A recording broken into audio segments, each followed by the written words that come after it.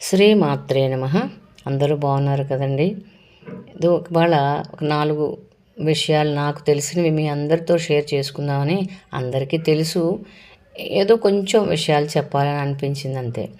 ఎందుకంటే మనం ఉదయానికే లేస్తాము, లేచిన వెంటనే గబగబా దిగిపోయి క్యారేజీలు కట్టాలని ఏదో హడావడి పనులు చేయాలి కదా మనం లేచిన మొదలును.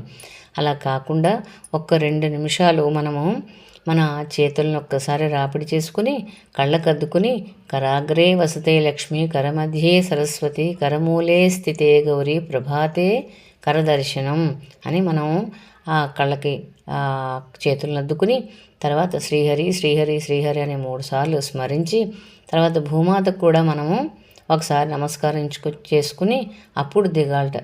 దిగిన వెంటనే మనము సాధ్యమంత వరకు ఏం చేస్తాం, గబగబా వీధి తలుపు తీసేస్తాం. అలా కాకుండా పెరడు తలుపు తీయాలట. ఉదయానికే పెరడు తలుపు తీస్తే జ్యేష్ఠాదేవి వెళ్ళిపోతుంది, ఆ తర్వాత వీధి తలుపు తీయాలి అంటారు. అదే సాయంత్రం సంధ్యాదీపం పెట్టాక పెరడు తలుపు తీయకూడదు, వీధి తలుపు తీయాలంటారు మన పెద్దలు.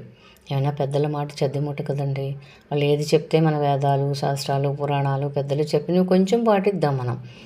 అలాగే ఉదయం లేచిన వెంటనే మనము బ్రష్ చేయకుండా అద్దం చూడకూడదుట.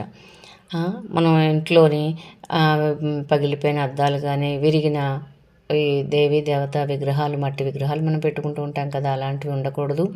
తిరగని వాచీలు ఇలాంటివి ఉండకూడదని మనకి పెద్దలు చెప్తారన్నమాట.